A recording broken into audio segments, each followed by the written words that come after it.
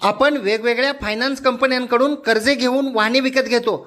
वाहनांवर फायनान्स कंपनीचा बोजा चढवला जातो। आर्थिक अडचणीमुळे वाहनाचे कर्ज थकले जाते।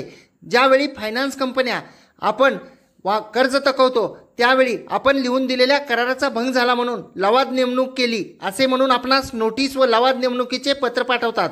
त्यानंतर त्या नोटिशीप्रमाणे रक्कम भरली नाही तर केस नंबर टाकून पत्र येते की तुमच्या विरुद्ध लवादाकडे केस दाखल केलेली आहे। ती पत्रे व ती केस ही मुंबई, दिल्ली, कलकत्ता, चेन्नई या ठिकाणच्या कंपनीच्या मुख्य कार्यालयाकडून व तेथील पत्त्यावरून येतात। त्या केसमध्ये निकाल म्हणजे अवॉर्ड सुद्धा होतो। ठराविक रक्कम आपण भरावी असा आदेश केला जातो व त्यावरून न्यायालयामध्ये वसुलीचा अर्ज दाखल केला जातो व रक्कम वसूल केली जाते। हे सर्व चालू असताना पुन्हा त्याच कर्ज प्रकरणाबाबत दुसरी वसुलीची नोटीस येते।